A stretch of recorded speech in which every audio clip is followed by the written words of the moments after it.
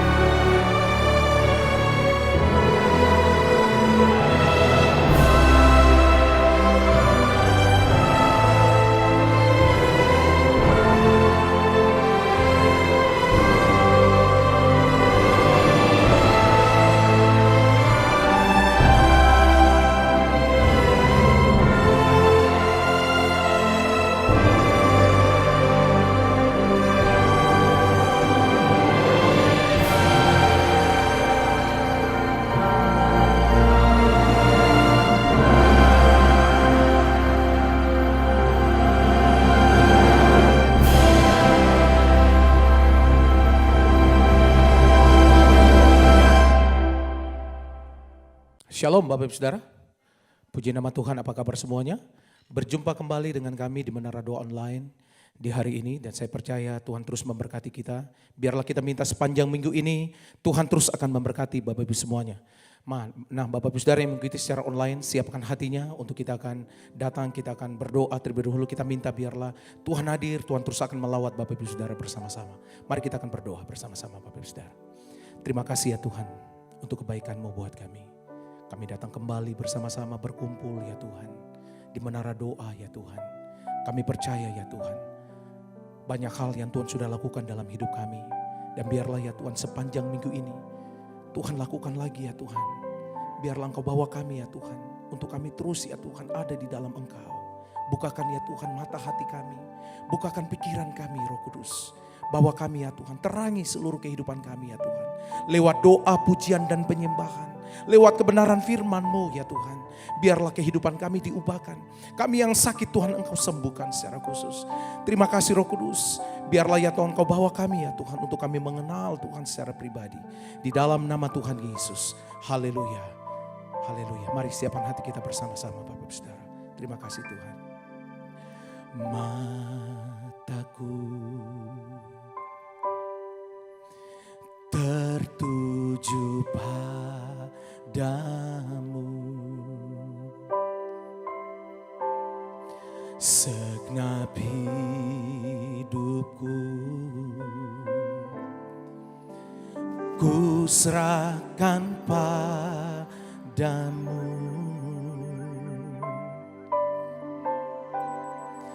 Bimbing aku masuk rencana-Mu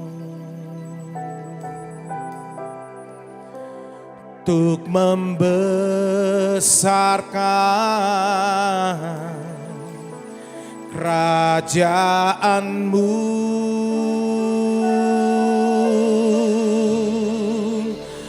Ku mau mengikuti kehendak-Mu ya Bapa.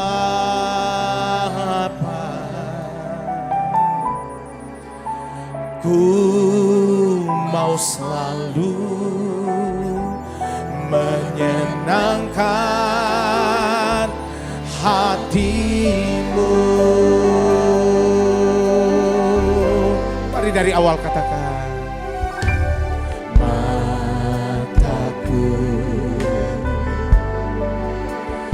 tertuju padamu. Senang hidupku ku serahkan padamu. Bimbing ya Tuhan, bimbing aku masuk rencanamu,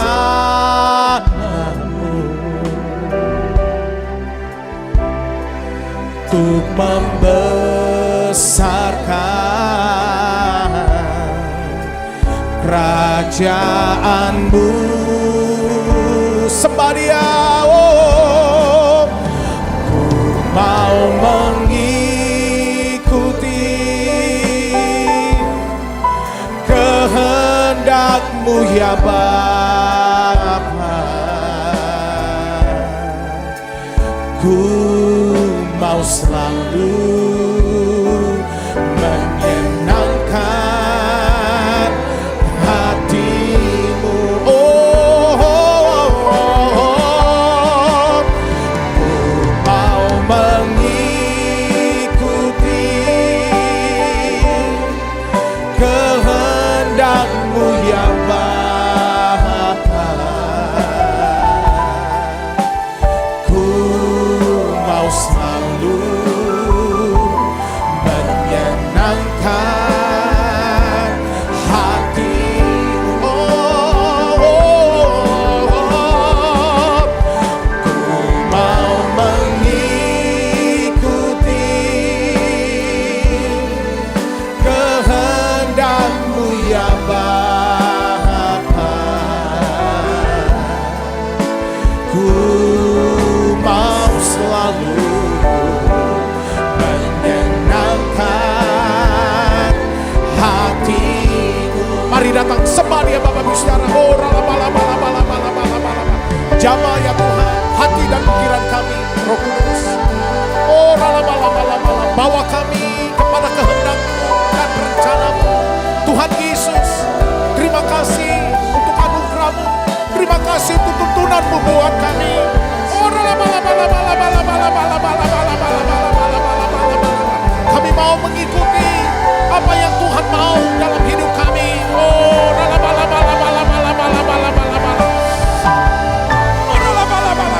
bukakan mata hati dan pikiran kami, Roh Kudus.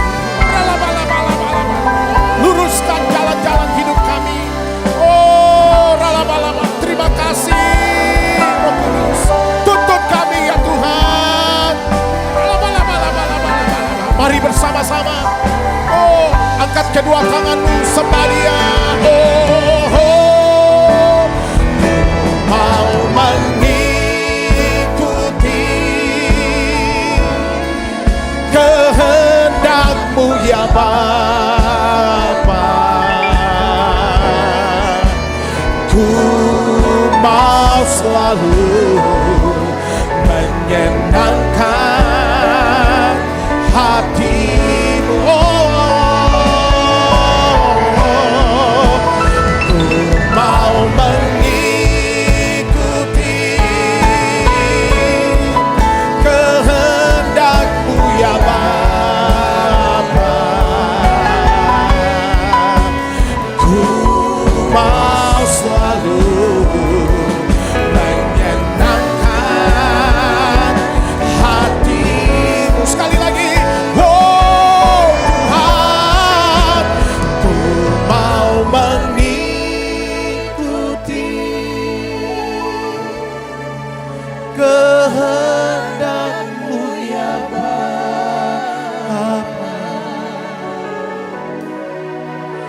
Ku mau selalu menyenangkan hati-Mu. Mari angkat tanganmu, oh Tuhan. Ku mau mengikuti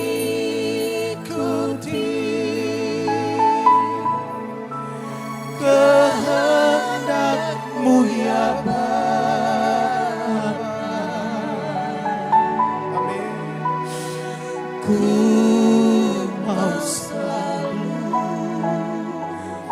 menyenangkan hatimu. Oh, ku mau selalu menyenangkan hatimu, Yesus Tuhan. Ku mau selalu menyenangkan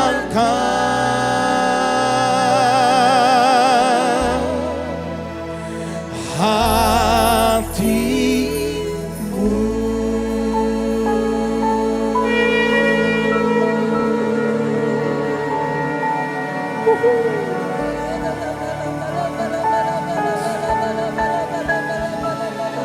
Mari jemaat Tuhan, sembah. Tuhan ada di sini. Dia begitu dekat dengan setiap kita.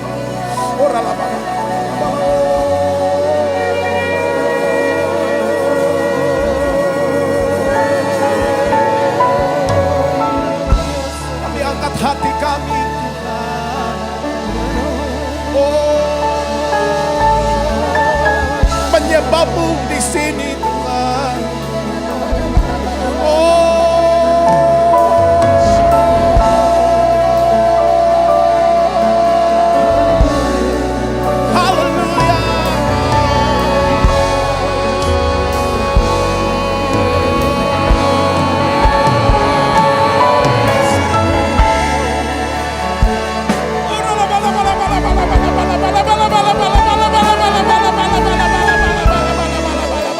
Bawa kami kepada kedalaman-Mu.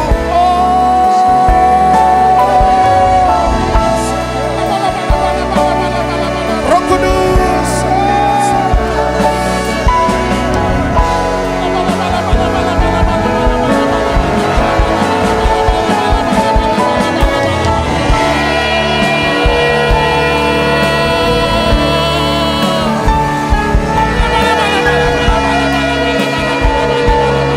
Bawa kami tenggelam lebih dalam lagi. Bukan semata kaki, bukan selutut ya Tuhan, bukan sepinggang, tapi kami mau merendah.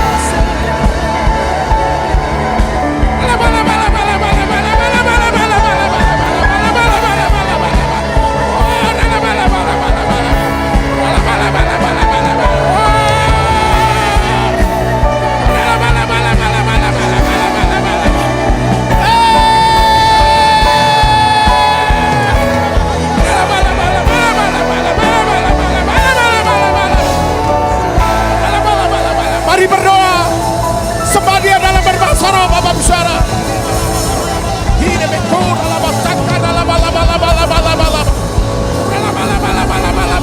Samudra raya berpanggil panggilan.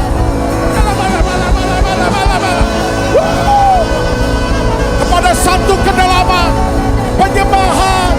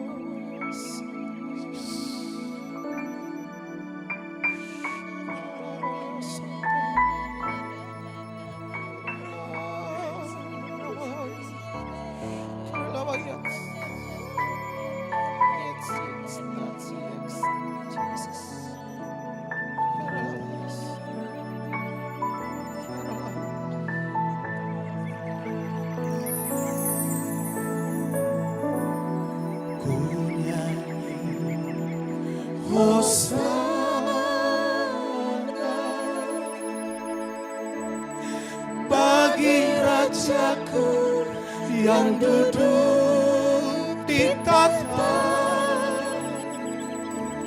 Aku muliakan dan kuagungkan, Kaulah yang disembah. Oh, ku nyanyi Hosana bagi Rajaku yang duduk di tahta. Aku muliakan dan kuagungkan, Kaulah yang disembah. Oh, ku nyanyi Hosana bagi Rajaku yang duduk di tahta. Aku muliakan dan kuagungkan, Kaulah yang disembah. Oh, ku nyanyi Hosana ya Tuhan bagi Rajaku yang duduk di tahta. Aku muliakan dan kuagungkan, Kaulah yang disembah. Dari awal katakan, ujilah aku, ujilah aku Tuhan, cobalah aku selidiki batinku dan hatiku, mataku tertuju padamu. Aku cinta padamu Tuhan, aku rindu hadirat-Mu Tuhan. Aku ingin selalu dekat padamu, menikmati kehadiran-Mu. Oh, ku nyanyi Hosana bagi Rajaku yang duduk di tahta. Aku muliakan dan kuagungkan, Kaulah yang disembah. Oh, ku nyanyi Hosana bagi Rajaku yang duduk di tahta. Aku muliakan dan kuagungkan, Kaulah yang disembah.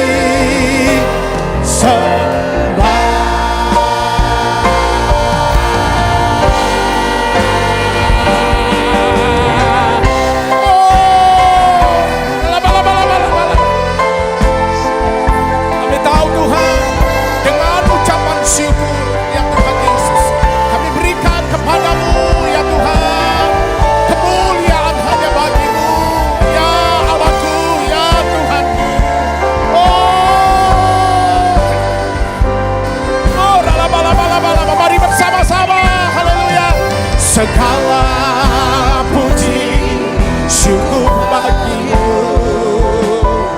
Ku tinggikan namamu selalu, kemuliaan hanya bagimu. Terpujilah namamu, oh, segala puji syukur bagimu. Ku tinggikan namamu selalu, kemuliaan hanya bagi. Ini doa kami. Terpujilah namamu. Mari sembah Dia. Oh, haleluya. Segala puji syukur bagimu. Ku tinggikan namamu selalu, kemuliaan hanya bagimu. Terpujilah namamu, oh, segala puji syukur bagimu. Ku tinggikan namamu selalu, kemuliaan hanya bagimu. Terpujilah namamu, oh, segala puji syukur bagimu. Ku tinggikan namamu selalu, kemuliaan hanya bagimu.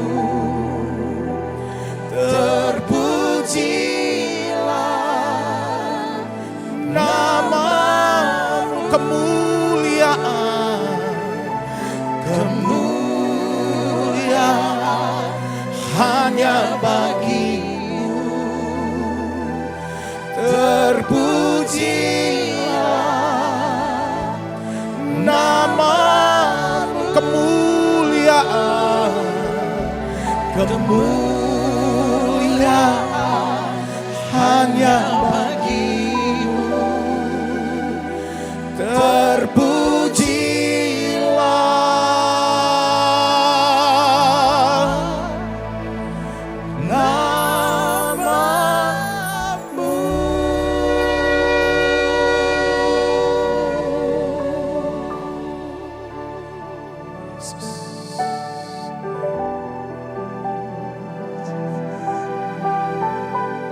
Kami sembah Engkau ya Tuhan. Kami serahkan seluruh hidup kami ke dalam tangan-Mu ya Tuhan.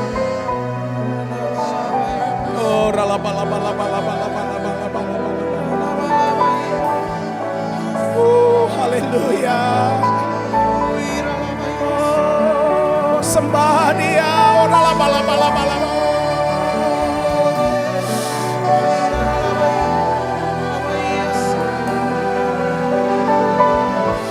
thank you Jesus.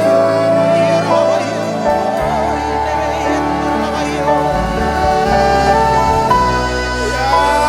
Roh Kudus, ajar kami. Oh,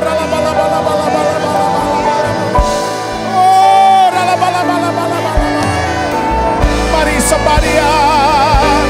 Ku sembahkan Tuhan,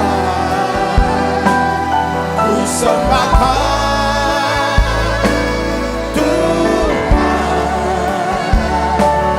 ku serahkan hidupku kepadamu untuk kemuliaan namamu. Oh, ku sembahkan Tuhan, ku sembahkan Tuhan.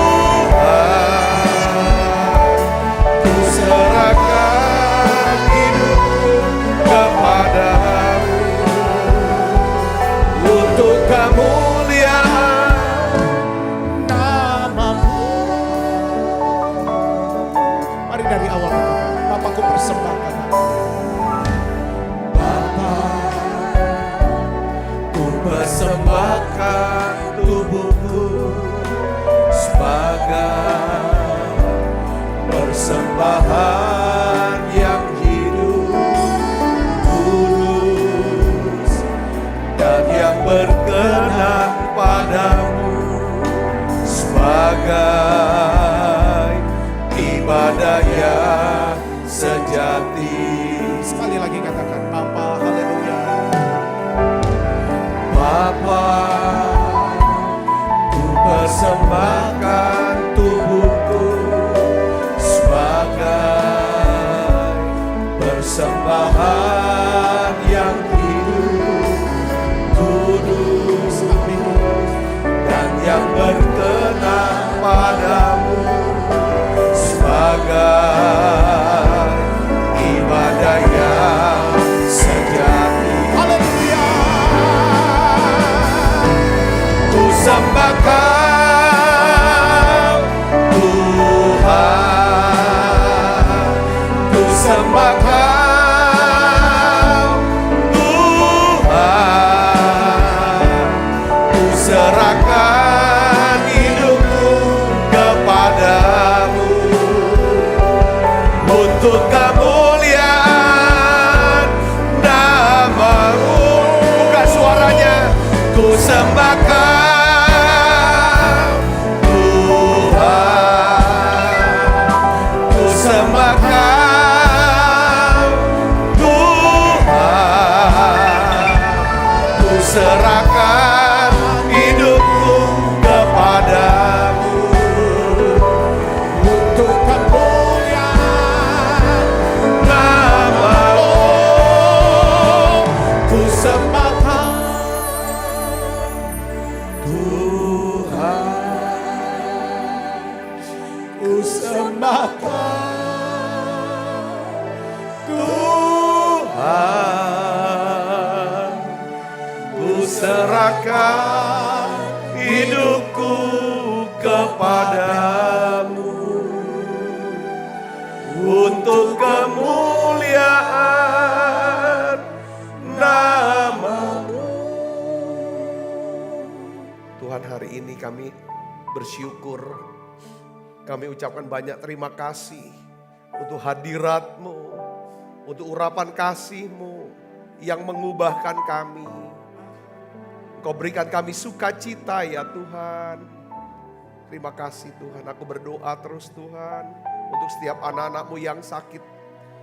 Saudara yang sedang mengalami sakit liver, saudara yang sedang mengalami sakit liver, saya mau berdoa buat saudara di dalam nama Tuhan Yesus. Terima kesembuhan ini, terima kesembuhan, terima kesembuhan. Saudara yang mengalami diabetes yang akut, yang parah, hari ini terima kesembuhan dalam nama Yesus.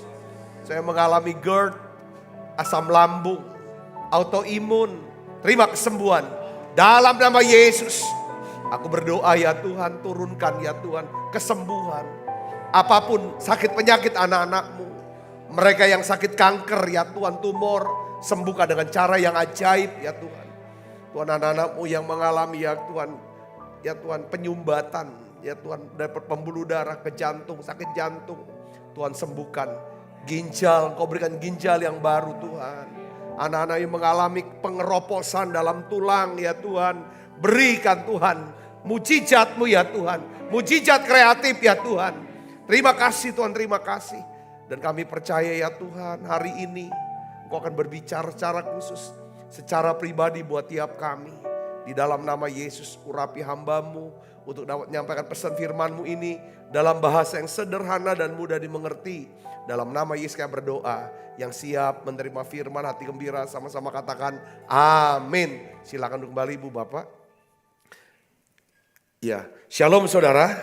Nah, hari ini saya akan sharingkan tentang bagaimana, ya kan, belajar bagaimana caranya mengalami yang namanya transformasi, saudaraku. Ya, transformasi. Mungkin beberapa orang berkata bahwa transformasi itu apa sih? Transformasi itu namanya perubahan hidup ya. Dari hidup dalam kekosongan menjadi kepenuhan dan kelimpahan. Ya kan? Dari hidup yang penuh dengan kegagalan, ya kan, kekalahan menjadi hidup menjadi iman dan kemenangan. Hidupnya mungkin merasa rendah diri, rasanya enggak aman, rasa tidak aman, penuh kecemasan, ketakutan, menjadi orang yang penuh kasih dan keberanian. Transformasi. Nah, kita buka Alkitab kita dari Roma 12 ayat 2. Kita akan baca sama-sama Ibu Bapak, yuk ayatnya. Ya, kita akan belajar ini saudara bagaimana mengalami perubahan hidup.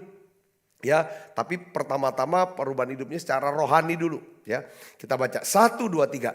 Janganlah kamu menjadi serupa dengan dunia ini, tetapi berubahlah oleh pembaharuan budimu, sehingga kamu dapat membedakan manakah kehendak Allah, apa yang baik, yang berkenan kepada Allah dan yang sempurna. Jadi saudaraku ya, diminta kita jangan serupa dengan dunia ini, tapi kita harus berubah. Perubahan apa yang dituntut? Perubahan budi. Kalau dalam bahasa yang terjemahan yang lain namanya perubahan pikiran, dalam pikiran. Jadi di sini saudaraku ya, pentingnya mengalami pembaharuan budi atau pembaharuan pikiran. Kenapa? Karena pikiran kita akan menentukan apa? Perasaan kita. Pikiran kita menentukan perasaan kita. Nah, perasaan kita akan menentukan perilaku kita, tindakan kita, saudaraku ya kan, perbuatan kita. Jadi saudara, kalau kita ingin mengalami perubahan dalam hidup kita, ya, kita memulainya bukan dengan merubah kelakuan, perilaku, bukan juga memulainya dengan berubah perasaan, tapi yang perlu ya kan, yang kita harus mulai kita berubahnya dalam apa? Pikiran. Katakan amin saudara. Ini kan berpikir, ya kan? Ya kan, kalau saudara berperilaku stres, depresi hari ini, karena saudara, perasaan saudara stres, ya, depresi. Saudara merasa stres, depresi, karena apa? Karena saudara berpikir dengan pikiran yang apa? Stres dan depresi. Jadi kunci mengalami perubahan hidup atau transformasi bukan dimulai dari perilaku kita. Kelakuan yang robah kelakuan kamu. Enggak bisa orang merubah kelakuan. Banyak orang mau robah kelakuan, siapa yang mau sih? Ya kan saudara punya kelakuan, punya kebiasaan buruk, gak ada yang mau. Dia tahu itu kan, tapi selalu gagal, mau berubah selalu salah. Siapa sih yang mau, ya kan, terus menerus nih mulut kayaknya gak bisa direm. Ya kan, untuk ngomong yang negatif, yang gosip, yang fit, segala macam gitu saudaraku. Gak bisa semua yang kelakuan. Ya kan saudara gak bisa robah dari kelakuan dulu.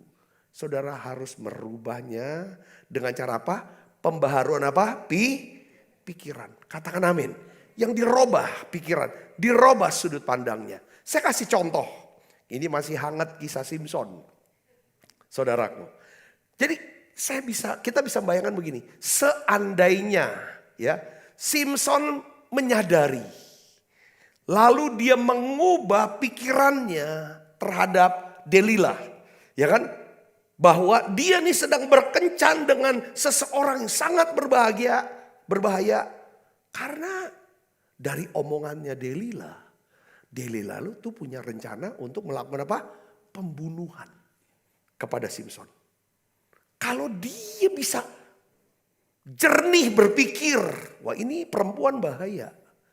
Saudaraku, pasti perasaan hati Simpson ya kan akan berubah.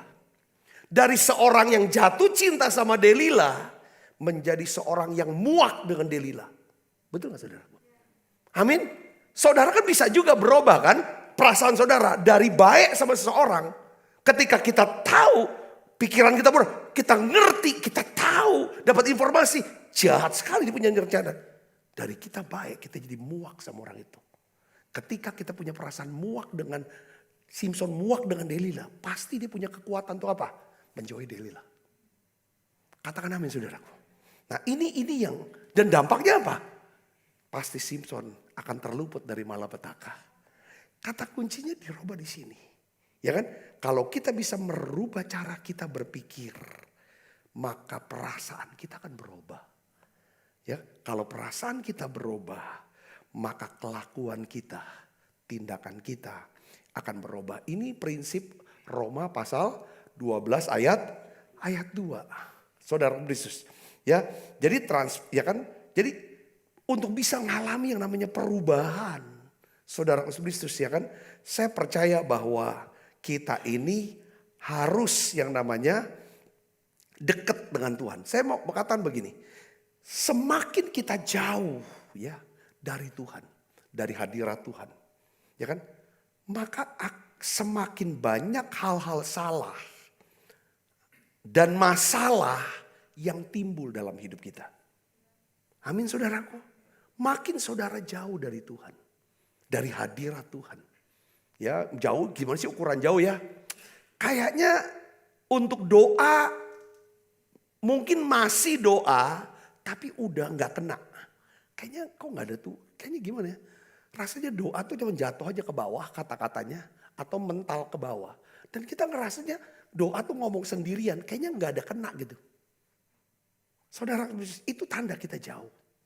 Semakin kita jauh dari Tuhan, makin banyak hal-hal yang salah dan masalah yang timbul dalam hidup kita. Kalau udah banyak hal yang salah dan masalah yang timbul, pasti hidup kita kenapa? Stres.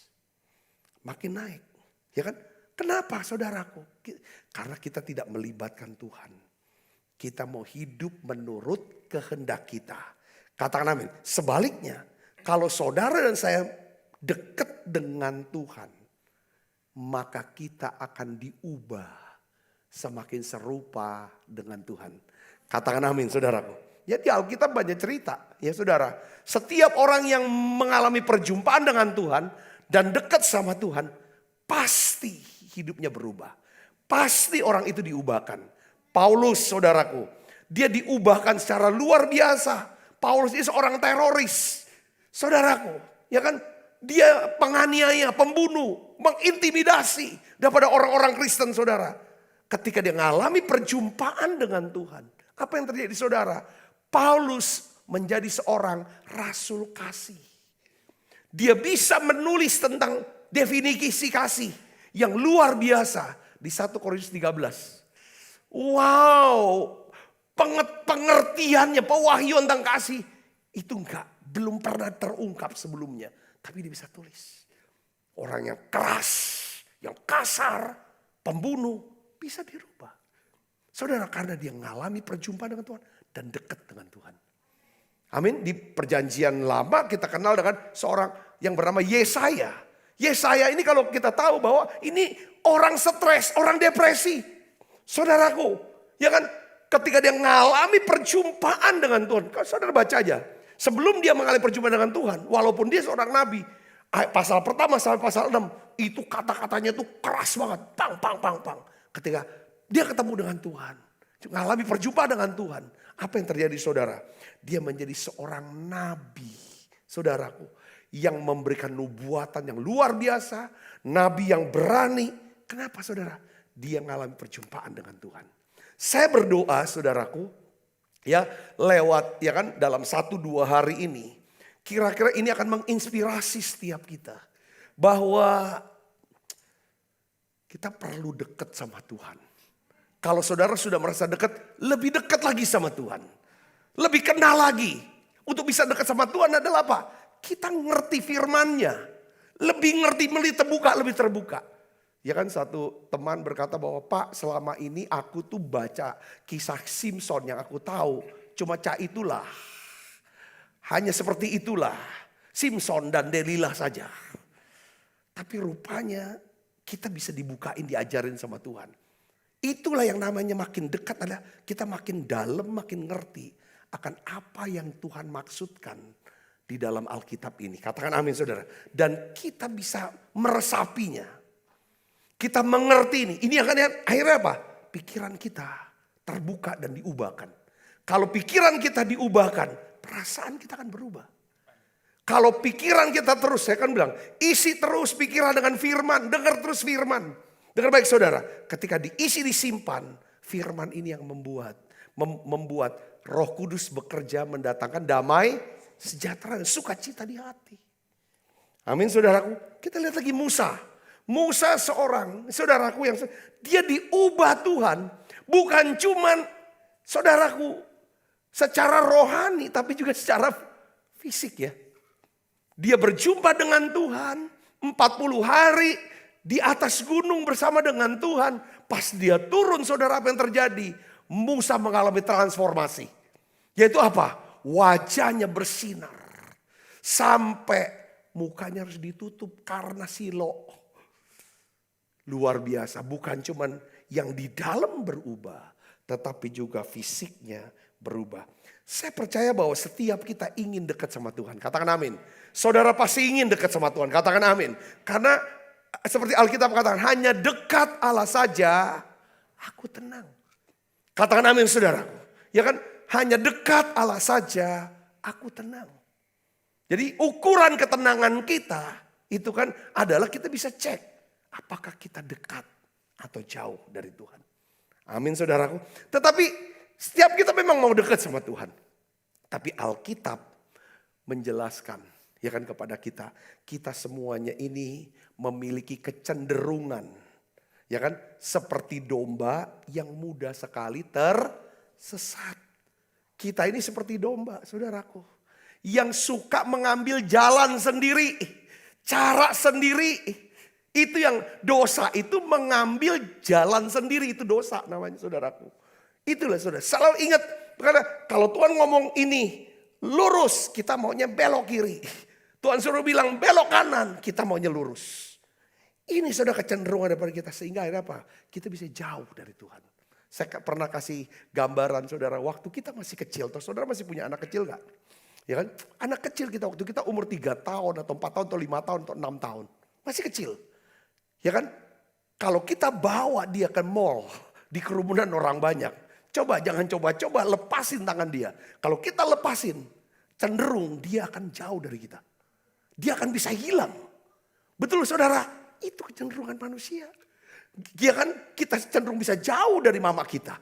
Saudaraku, dari orang tua kita. Kenapa? Ini kecenderungan manusia seperti domba. Hati mau deket. Tapi kenyataannya kita kok jauh ya sama Tuhan ya. Ya kan saudaraku. Nah hari ini saya ingin bagikan. Ya kan saudara kita akan belajar. Sekali lagi kita belajar dari sudut pandang yang lain. Tentang apa? Perumpamaan Yesus tentang anak yang hilang. Saudaraku yang setelah itu nanti kita akan melihat ya kan bagaimana caranya kita bisa semakin dekat dengan Tuhan. Yang kedua, jika hari ini kita telah jauh dari Tuhan, ya kan? Kita akan belajar bagaimana caranya bisa kembali dekat sama Tuhan berdasarkan perumpamaan Yesus tentang anak yang hilang. Nah, hari ini kita akan bahas 2 langkah penting, saudara, yang perlu kita lakukan ya untuk kembali dekat ke Tuhan atau semakin dekat dengan Tuhan, saudaraku. Ini penting. Saudara, kita nggak bisa ngerasa bahwa walaupun saudara sebagai pelayan Tuhan kah, pengerja kah, orang yang aktif di gereja, belum tentu saudara dan saya kita ini dekat sama Tuhan. Terbuktikan perumpamaan anak yang hilang. Kita berpikir anak yang hilang tuh anak yang bungsu saja, tapi anak yang sulung juga terhilang sekalipun dia nggak pergi dari bapaknya. Saudara Yesus, kalau anak yang bungsu ini, dia secara fisik menjauh dari bapaknya, hatinya juga jauh. Tapi yang sulung saudara, walaupun fisiknya ada di rumah dan dekat dengan bapaknya, tetapi hatinya sudah jauh. Dua-dua hilang sebenarnya saudara Yesusnya. Tapi kita akan lihat di sini saudaraku, contoh daripada anak bungsu yang hilang. Tuhan Yesus berkata ada perumpamaan tentang ada seorang ayah, seorang bapak punya 2 orang anak. Lalu anak yang bungsu datang, bapak, ya kan, berikanlah warisan. yang menjadi hak milik saya. Ya kan? Dia minta kekayaan bapaknya, ya kan? Dan dia minta bagian dari pemiliknya. Bapaknya kasih. Lalu setelah dia dapat warisan itu yang jadi milik dia, Alkitab kata apa? Dia jual semua. Saudara, lalu dia pergi ke satu negeri yang jauh. Di sana dia mulai foya-foya. Saudara, ya kan? Dia mulai pergi dengan pelacur dengan segala macam. Lalu Alkitab katakan saudara, timbullah bencana kelaparan. Waktu dia duitnya sudah habis, timbul bencana kelaparan, lalu perutnya lapar. Dia bekerja, dia kerja di mana? Di peternakan babi. Saudara, ini buat orang Yahudi kerja di kandang babi. Ini satu pekerjaan yang paling hina. Karena babi ini tidak kosher atau tidak halal, saudaraku. Yang sudah Nah pada waktu dia kerja, mau makan saya tidak bisa. Saudaraku, akhirnya saudara dia mulai tersadar. Di sini dia mulai sadar. Ya kan, dia sadar bahwa betapa alangkah banyaknya. Jadi alangkah di rumah bapak dia berpikir. Ya kan, orang-orang upahan punya makanan berlimpah-limpah di rumah bapaknya. Tetapi dia sekarang berada jauh dari bapaknya. Ada di kandang babi untuk makan saja tidak bisa. Lalu disitulah dia dasarnya. Dia bangkit. Dia mau pulang ke rumah. Dia mau kembali kepada bapaknya. Jadi saya dapetin begini saudaraku. Kita nggak akan pernah bisa mengalami yang namanya perubahan dalam hidup kita ke arah yang lebih baik. Ya saudaraku Yesus ya. Yang tadi saya katakan, kita nggak akan pernah bisa mengalami transformasi, ya kan? Jika kita tidak, ya kan, mengambil keputusan untuk berubah. Jadi yang pertama adalah apa? Kita harus, saya pakai istilah apa? Muak. Saudara tahu kata muak nggak? Muak, jijik. Rasanya udah nggak tahan lagi dengan, ya kan? Kita harus bisa merasa muak dengan keadaan, dengan kebiasaan dan cara-cara hidup kita yang salah. Ini harus ada. Kadang-kadang nggak salah juga. Kalau saudara, Tuhan kan tidak ingin juga kita hidup dalam keadaan baik-baik saja. Dia ingin kita hidup dalam keadaan yang lebih baik. Bukan baik, tapi lebih baik. Kalau sudah lebih baik, Tuhan juga mau kehidupan yang lebih lagi. Nah untuk bisa seperti itu saudara tidak bisa cuma puas dengan keadaan seperti itu. Kita gak akan pernah bisa berubah kalau kita belum muak dan jenuh dengan keadaan kita. Jadi kalau kita ingin kembali ke Tuhan, kita ingin dekat dengan Tuhan, kita mau mengalami transformasi dan perubahan hidup, kita harus merasa apa? Muak dengan keadaan, kebiasaan, dan cara-cara hidup yang salah. Saya tadi awali dengan apa saudara? Simpson tidak akan pernah bisa lepas dari Delila. Karena Simpson jatuh cinta dengan Delila. Sekalipun Delila akan punya rencana untuk membunuh dia gak bisa lepas. Kenapa? Karena Simpson jatuh cinta. Bagaimana caranya Simpson bisa lepas dari Delila? Simpson harus muak dengan Delila. Kalau dia tidak pernah muak dengan Delila karena kejahatannya dia, saudaraku, maka dia gak akan pernah bisa lepas. Begitu pula dengan kita saudaraku. Saudaraku, apakah saudara sudah mulai muak dengan keadaan saudara sekarang? Ya kan saudaraku, cara-cara hidup yang seperti sekarang. Ya. Atau kebiasaan saudara sekarang. Saudara ambil keputusan. Kita tidak akan pernah bisa mengalami transformasi. Kalau kita tidak pernah mengambil keputusan untuk mengubah keadaan kita saat ini. Aku mau menjadi lebih baik. Ya, mengubah kebiasaan buruk kita saat ini. Menjadi kebiasaan yang baik.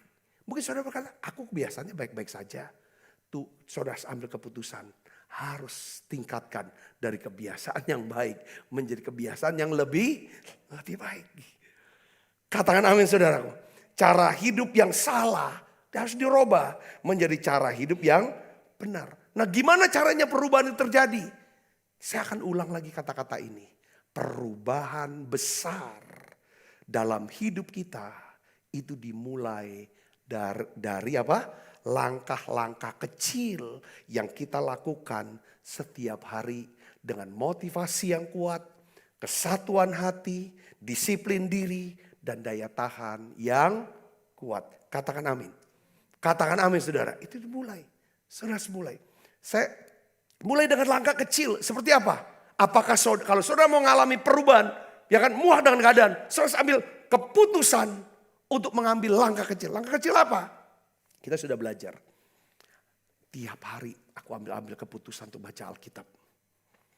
Baca, aku isi ayat-ayat firman ke dalam pikiran. Karena untuk bisa berubah, yang pertama harus aku rubah adalah apa? Cara saya berpikir. Katakan amin saudara. Cara saya berpikir harus sama dengan cara Tuhan berpikir. Di mana cara Tuhan berpikir? Kita bisa tahu dari firman Tuhan. Katakan amin saudara. Itu yang langkah pertama. Saudara mendengarkan pengajaran firman Tuhan. Lewat apa? Menara Doa Online ini setiap hari. Ada sudut pandang baru. Selalu diingatkan, disegarkan kembali pikiran.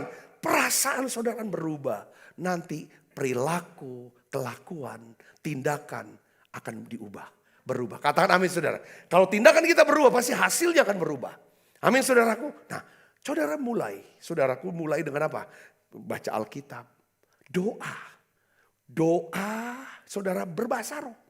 Tiap hari usahakan hal itu. Nah, saya tuh dapetin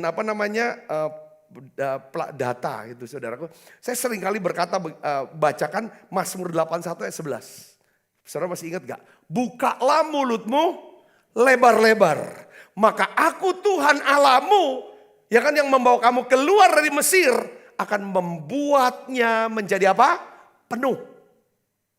Saudaraku, ayat ini, saudaraku, sudah diteliti dan ada penelitian, ya kan? Katanya gini, saudara, ada psikolog, ini psikolog ya saudara. Dia setiap kali ada pasiennya datang ke dia, pasien yang stres ya, yang depresi, saudara, pertanyaan pertama yang dia tanya itu apa, saudara? Kalau dia tahu pasien ini orang Kristen, dia tanyanya begini. Kapan terakhir kali kamu pergi ke gereja? Hari Minggu. Itu yang pertama.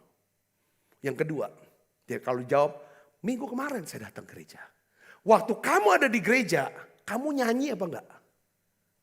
Kamu nyanyi enggak? Dari semua lagu kamu nyanyi. Kalau ditanya, enggak nyanyi. Kamu pulang, ya kan? Nanti 3 minggu ke depan, ya kan? Kamu balik lagi sini. Tapi selama 3 minggu itu kamu pergi ke gereja, nyanyi semua lagu kamu nyanyi dengan segenap hati kamu. Psikolog bingung, saya bingung. Ya kan, kenapa? Kok dia minta suruh pasiennya suruh pergi gereja, nyanyi dengan segenap hati.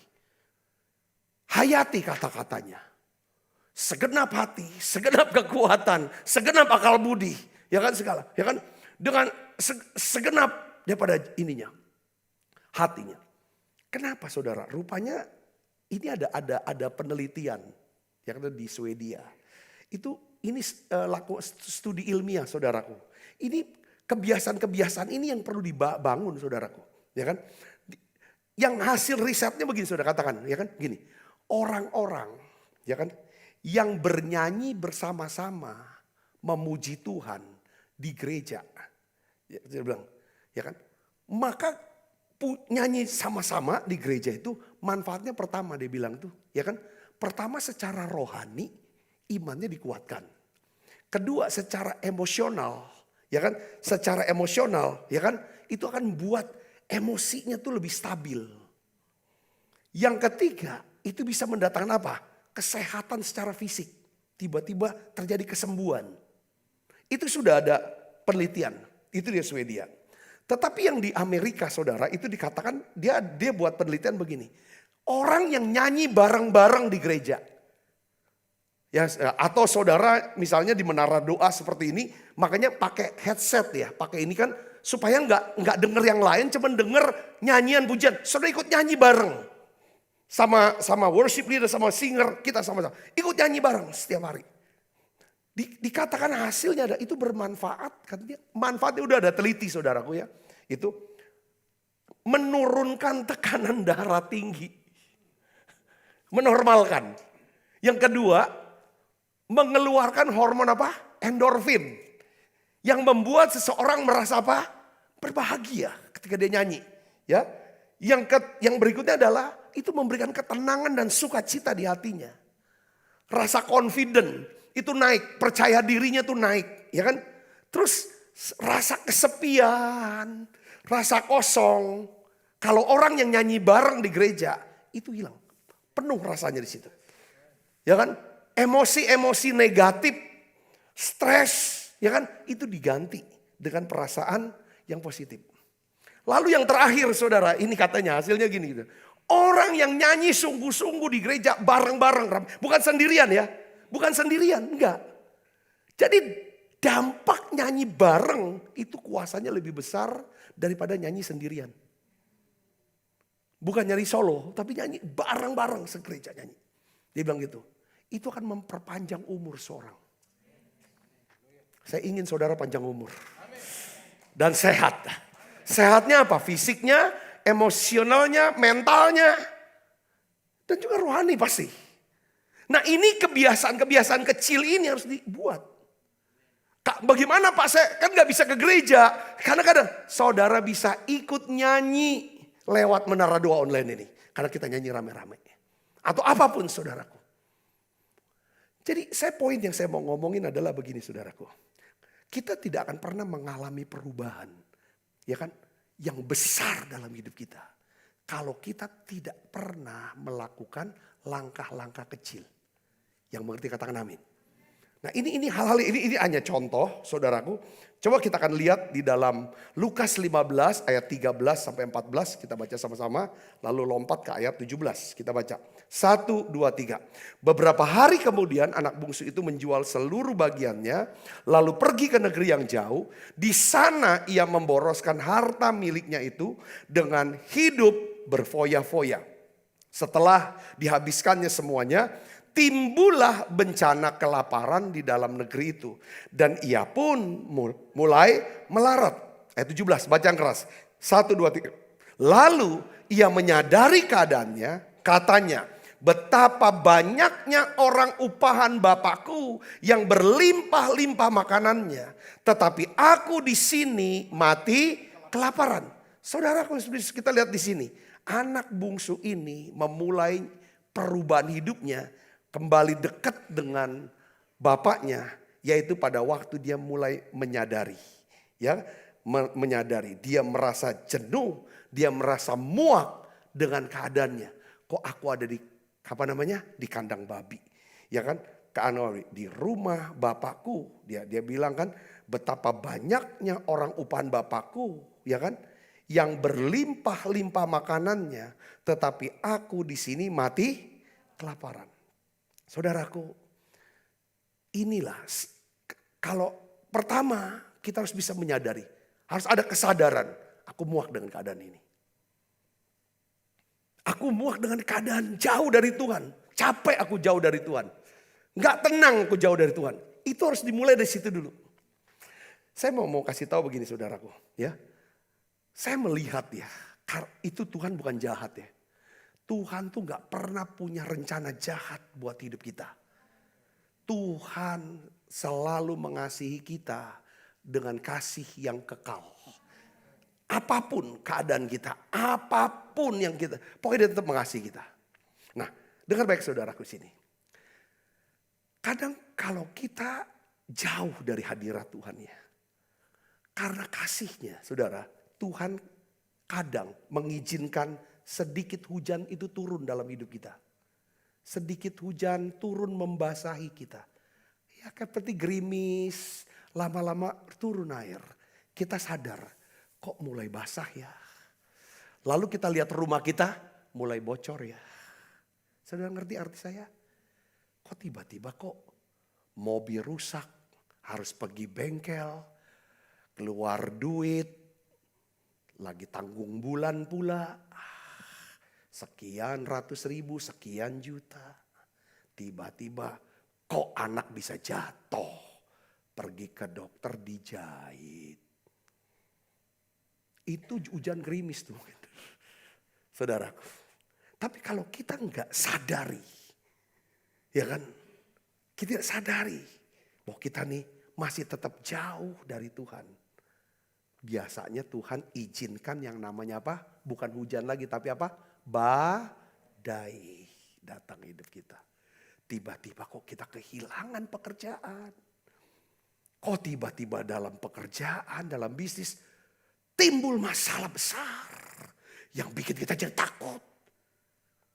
Timbul apa yang bikin kita jadi wow. Itu seperti itu. Itu seperti kayak gini. Kenapa kok ini? Kadang-kadang kenapa kok Tuhan saya bisa terjadi ini? Karena Tuhan mengasihi kita. Tuhan tidak akan pernah membiarkan kita berada di tempat yang jauh dari hadiratnya. Tuhan tidak akan pernah mau membiarkan saudara dan saya menyia-nyiakan hidup kita. Amin saudara. Dan Tuhan terus ketuk pintu hati kita. Dia ketuk pintu hati kita. Kalau kita bisa buka hati kita, dia akan masuk, dia akan makan bersama kita. Dia ketuk. Tapi kalau kita tetap tutup pintu ini, nggak mau buka pintu, dia ketuk. Ketukannya makin lama makin besar, makin keras. Tiba-tiba pintu hati kita robek. Prak. Tujuan apa? Supaya dia bisa dekat dengan kita. Hati kita mulai robek. Kapan hati kita robek? Hati kita mulai remuk. Pintu hati kita. Karena apa? Ya, masalah-masalah yang kita tidak pernah duga itu muncul. Yang meremukkan hati kita. Dengar baik. Ya kan? Tiba-tiba kehilangan pekerjaan tadi saya bilang. Tiba-tiba kita kehilangan sesuatu yang berharga dalam hidup kita. Tiba-tiba hal-hal yang tidak terduga itu datang. Kenapa bisa terjadi? Saya ingin beritahu lagi sekali lagi. Karena Tuhan mengasihi kita. Tuhan tidak mau kehilangan saudara. Tuhan tidak mau kehilangan kita. Tuhan tidak ingin kita jauh dari hadiratnya. Tuhan tidak ingin kita menyia-nyiakan hidup buat dia. Langkah pertama perubahan hidup transformasi. Yang pertama adalah kita harus merasa apa? Jenuh, muak dengan keadaan kita. Aku jauh dari Tuhan, aku gak mau lagi. Aku mau belajar untuk dekat dengan dia. Saudaraku, ada beberapa janji Tuhan yang indah dan luar biasa kalau kita mau kembali ke Tuhan. Yang pertama saudara, yaitu apa? Jika kita mencari Tuhan, maka kita akan menemukan Tuhan. Ini janji yang luar biasa. Katakan amin. Yeremia 29:13 katakan, apabila kamu mencari aku, kamu akan menemukan aku. Apabila kamu menanyakan aku dengan segenap hati. Saudara sini. Ketika anak yang hilang ini bangkit saudara. Hendak pulang ke rumah. Ya kan? Bapaknya dari jauh melihat. Bapaknya justru yang lari. Ya kan? Mendekati, merangkul dan mencium, dia dapati. Katakan amin saudara. Saudara ingat gak Simpson? Saya katakan, kita lihat. Tidak pernah dalam hidupnya dia berdoa sama Tuhan. Walaupun dia nazir Allah. Tapi saat dia berdoa, Tuhan langsung, ya Tuhan Allah, ingatlah kiranya kan aku, beri aku kekuatan sekali lagi. Dikasih itu kekuatan. Dijawab tuh doanya. Itulah Tuhan kita.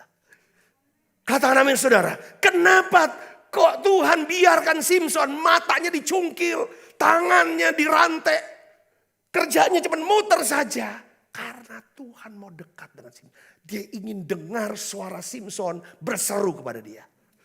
Dia ingin mendengar seruan doa saudara. Dia ingin dengar suara saudara setiap hari, setiap saat. Itu naik ke hadapan hadiratnya. Katakan amin. Dia ingin bicara sama saudara. Dia ingin saudara bisa lihat kemuliaan dan kebaikan Tuhan. Dia ingin, Tuhan ingin saudara-saudara dan saya. Ya, bisa hidup menurut dengan rencana Dia. Katakan amin. Kalau kita mau cari Tuhan, maka kita pasti menemukan Tuhan. Kalau kita menemukan Tuhan yang kedua, kita akan mendapatkan apa saudara? Kekayaan, kehormatan, harta yang kekal jiwa-jiwa, dan upah yang kekal. Kita baca Amsal 8 ayat 17 sampai 18. 1, 2, 3. Aku mengasihi orang yang mengasihi aku, dan orang yang tekun mencari aku akan mendapatkan daku. Kekayaan dan kehormatan ada padaku, juga harta yang tetap dan keadilannya. Pertanyaannya di sini adalah gini saudaraku. Apakah saudara mau makin dekat sama Tuhan? Apakah saudara mau kembali kepada Tuhan? Saya ingin beritahu kepada saudara, ketika anak yang hilang ini kembali ke rumah bapaknya. Tadi saya katakan apa? Ya kan? Dia menerima apa? Pelukan dari bapaknya. Bapaknya terima. Lalu dia dicium oleh bapaknya. Saudara dapat ciuman kasih. Selain daripada itu bapaknya bilang apa? Berikan dia jubah yang terbaik. Jubah lambang apa saudara? Kehormatan. Katakan amin saudara. Dari seorang budak di kandang babi. Dia berkata, biarlah aku akan omong. Jadikan aku sebagai seorang upahan Bapak. Tapi maksudnya biarlah aku gak usah jadi anak. Tapi aku akan mau jadi budak. Jadi pelayan. Tuh bapaknya kasih apa? Jubah. Jubah ini bicara apa? Kehormatan. Dikembalikan. Yang kedua bapaknya kasih apa? Cincin. Cincin lambang apa? Untuk stem zaman dulu. Saudara stem. Cincin bicara apa? Kekayaan. Katakan amin saudara. Cincin bicara kekayaan. Kehormatan. Kekayaan. Lalu apa saudara? Dikasih lagi apa? Sepatu. Ini bicara tentang apa? Rencana Tuhan. Rencana daripada Bapa. Ketika kita temukan Tuhan. Tuhan berkata, aku akan berikan kamu. Ya kan? Keintiman. Pelukan kasih yang membuat hidupmu tenang. Keintiman itu kasih, ciuman. Saudara, kehormatan. Ya kan? Jubah kehormatan. Cincin kekayaan. Dan sepatu yang namanya damai. Hidup dalam rencana Tuhan adalah hidup dalam apa? Damai sejahtera Tuhan. Apakah saudara mulai berkata, iya aku capek jauh dari Tuhan. Sadari, ketika saudara ambil waktu hari ini dan berkata Tuhan, aku mau kembali ke Tuhan. Aku mau dekat dengan Tuhan. Aku sadari, aku menyadari, aku muak dengan keadaan aku hari ini. Saudara dengar baik, hadirat Tuhan akan turun. Urapan kasih akan memulihkan daripada hati dan pikiran saudara. Yang mengerti katakan amin. Tuhan akan berikan saudara hikmat. Jalan-jalan. Yang pertama, kalau saudara mau dekat sama Tuhan, saudara harus muak dengan keadaan yang sekarang. Cara-cara hidup saudara. Yang kedua, gak cukup cuma muak saudara. Yaitu apa? Saudara harus berani mengakui segala apa? Dosa dan kesalahan. Ini yang kedua. Lukas 15 ayat 17 sampai 18. Mari kita baca sama-sama. Apa yang dilakukan oleh anak yang hilang ini? Lalu ia menyadari keadaannya. Katanya, betapa banyaknya orang upahan Bapakku yang berlimpah-limpah makanannya, tetapi aku di sini mati kelaparan. 18, baca yang keras. 1, 2, 3. Aku akan bangkit dan pergi kepada Bapakku dan berkata kepadanya, Bapa, aku telah berdosa terhadap surga dan terhadap Bapa. Harus akui. Kalau kita bisa mengakui, kita berani mengakui dosa dan kesalahan kita. Itulah awal daripada, ya saudara, transformasi terjadi dalam hidup kita. Katakan amin. Anak yang hilang ini menyadari bahwa keputusannya pergi menjauh dari bapaknya adalah keputusan yang tidak rasional. Keputusan orang yang tidak waras. Dia berkata, betapa banyaknya orang upahan Bapakku yang berlimpah-limpah makanannya. Tetapi aku di sini, aku jauh dari Bapa, mati kelaparan. Jadi keputusanku ini, keputusan orang yang gak waras. Dia sadari itu, lalu dia mulai aku yang berdosa pada Allah. Hidup tanpa Tuhan adalah hidup yang tidak rasional. Hidup yang tidak waras. Anak yang hilang ini, Dia merasa muak dengan keputusannya. Hidup jauh dari hadirat Bapa. Dia menjalani hidup dengan cara-cara yang salah. Saya ingin tanya sama saudara. Begini, apakah saudara merasa sepertinya Tuhan berada begitu jauh dari saudara? Apakah saat saudara berdoa, sepertinya doa hanya memantul dari langit-langit saja? Waktu saudara berdoa, seperti saudara cuma berbicara hanya kepada diri sendiri saja. Saudara merasa seperti ada tembok pemisah antara saudara dengan Tuhan. Sehingga saudara tidak bisa dengar suara Tuhan. Tidak bisa melihat kebaikan Tuhan. Tandanya apa? Ngeluh terus, marah terus. Nggak bisa bersyukur dan berterima kasih. Itu tanda. Nggak bisa lihat kebaikan Tuhan. Nggak bisa dengar daripada suara Tuhan. Artinya apa? Kalau dengar khotbah, nggak bisa fokus, nggak bisa konsentrasi. Baca Alkitab, nggak selera lagi. Saudaraku, saudara juga sulit untuk merasakan hadirat Allah. Atau masuk hadirat. Apa itu yang terjadi saudara? Alkitab katakan, apa sih yang menyebabkan kita ini jauh dari Tuhan. Jauh dari hadirat Tuhan. Yesaya 59 ayat 1 sampai 2 katakan begini. Sesungguhnya tangan Tuhan tidak kurang panjang untuk menyelamatkan. Pendengarannya tidak kurang tajam untuk mendengar. Tetapi yang merupakan pemisah antara kamu dan Allahmu ialah apa? Segala kejahatanmu. Dan yang membuat dia menyembunyikan diri terhadap kamu. Sehingga ia tidak mendengar ialah segala apa? Dosamu.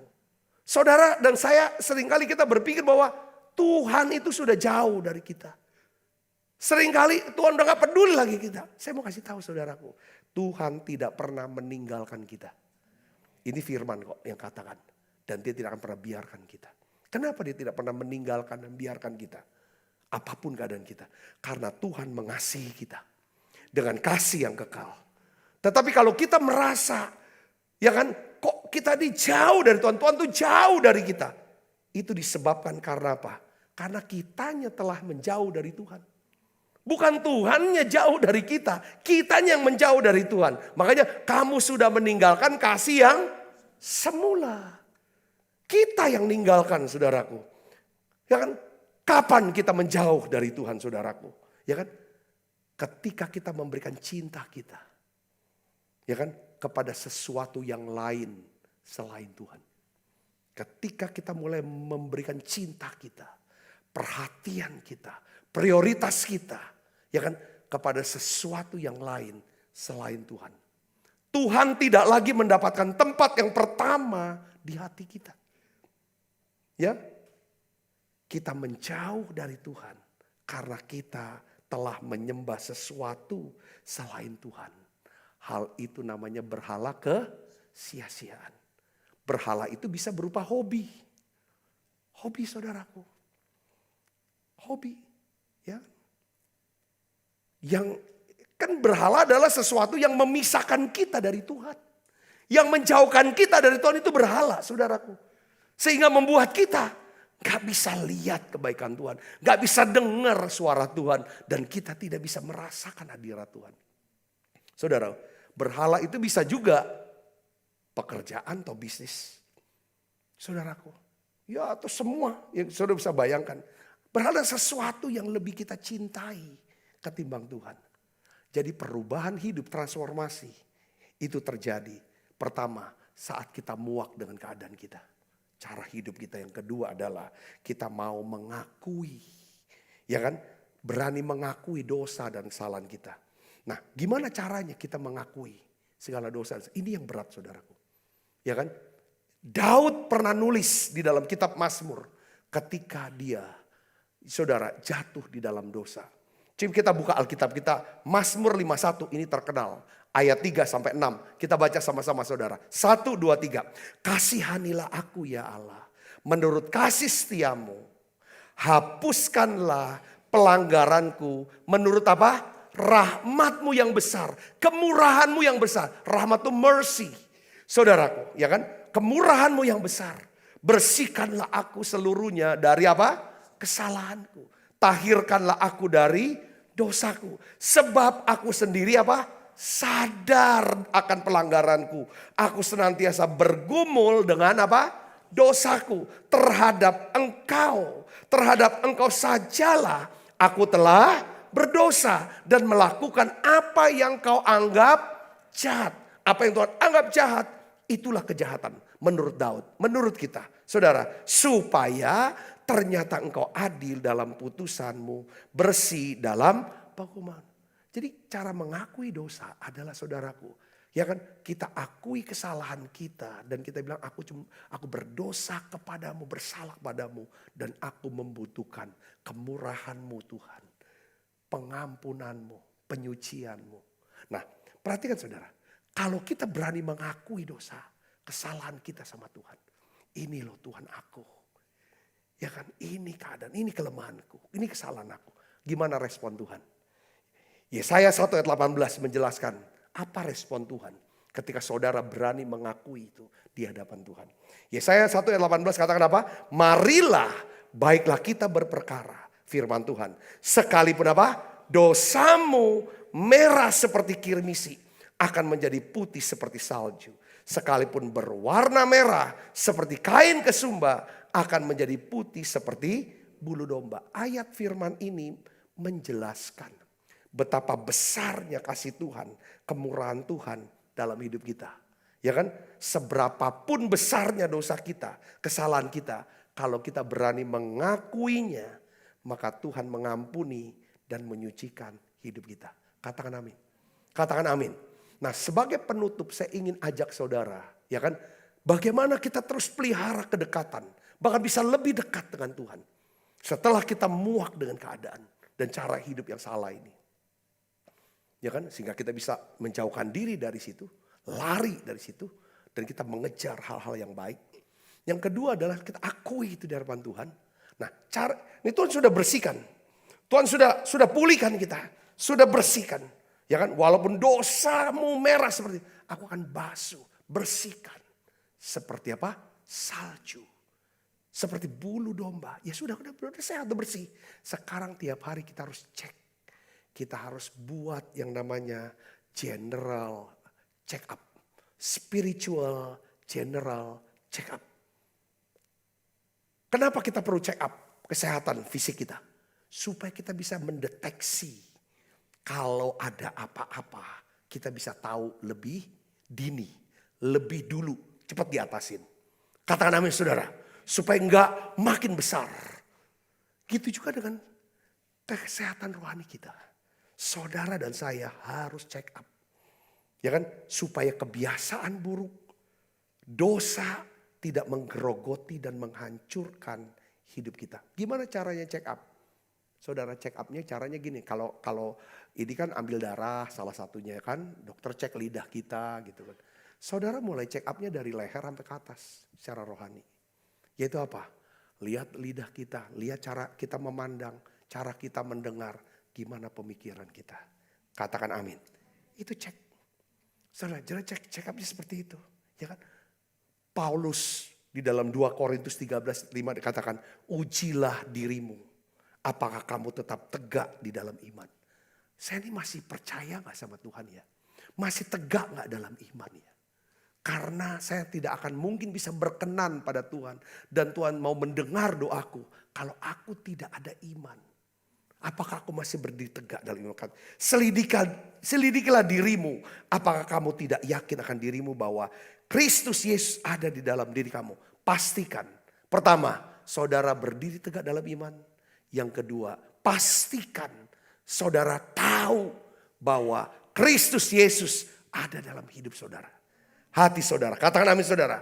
Ini yang paling penting, ya kan? Nah, makanya kenapa menara doa? Saya ini sejak dari pandemi, Tuhan suruh kita apa? Lakukan perjamuan kudus. Buat perjamuan kudus. Perjamuan kudus adalah salah satu cara untuk spiritual check up. Karena setiap kali kita makan perjamuan kudus, firman Tuhan katakan kita harus, apa saudara?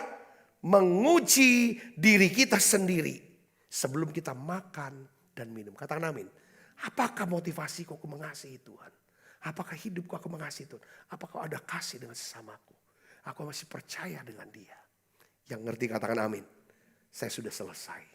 Saya berdoa firman Tuhan ini memberkati saudara, menguati saudara. Dan selalu doa saya sebagai gembala saudara, sebagai mentor, doa, harapan dan upaya saya untuk ngajar firman adalah membawa saudara makin kenal Tuhan, kenal firman-Nya, makin dekat sama Tuhan. Dan dampaknya pasti kalau dekat sama Tuhan, saudara tidak akan kekurangan sesuatu yang baik. Saya mengasihi saudara, saya sangat mengasihi saudara. Mari kita akan berdoa bersama-sama.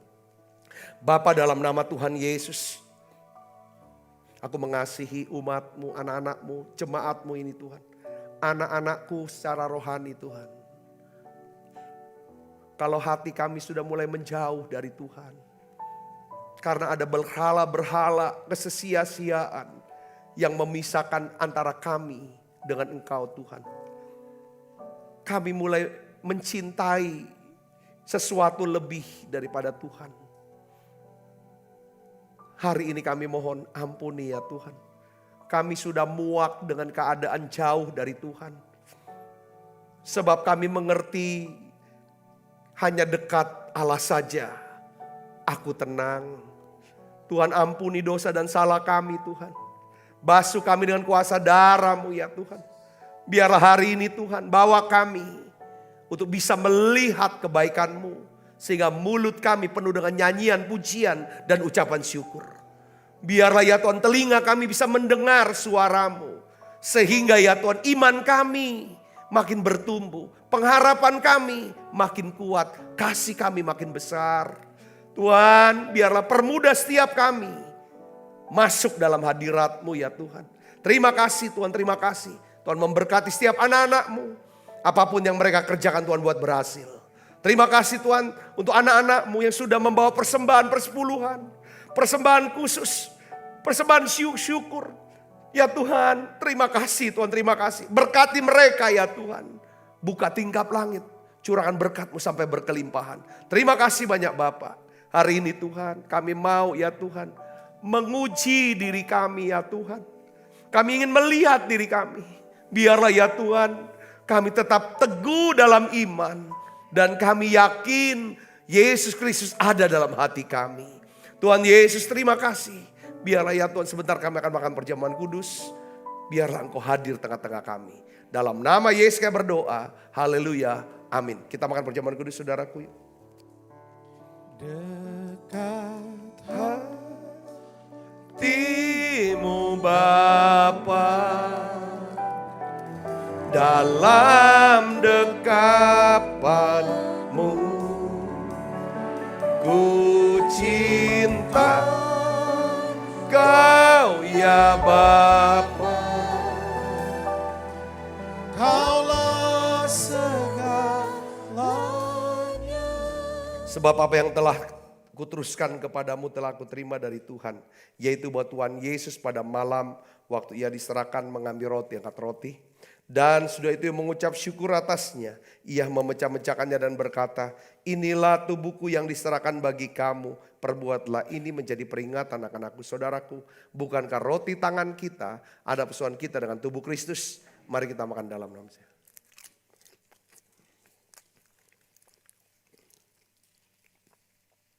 Angkat cawan.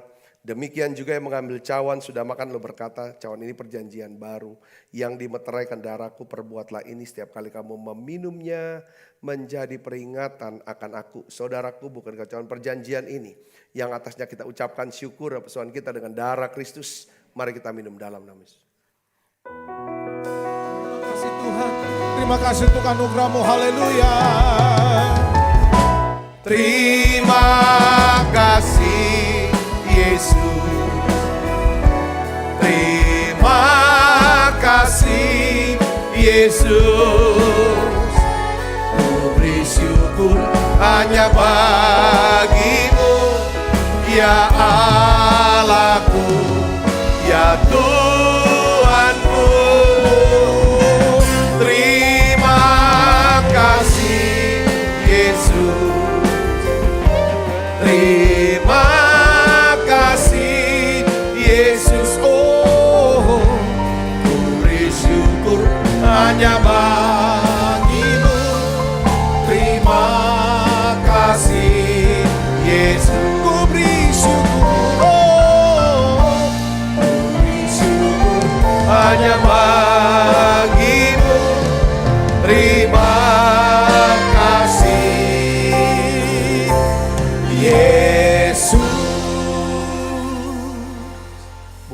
Tangan kita arahkan hati. Kekasih Kristus terimalah berkat yang berlimpah-limpah daripada dalam Bapa, dalam anaknya yang tunggal Tuhan kita Yesus Kristus. Persuan yang manis pada Roh Kudus menyertai kita semua mulai saat ini. Sampai Yesus datang menjemput kita dan permai. Dan sampai selama-lamanya. Semua kita yang percaya dan berkati sama-sama katakan amin. Tuhan berkati saudara semuanya.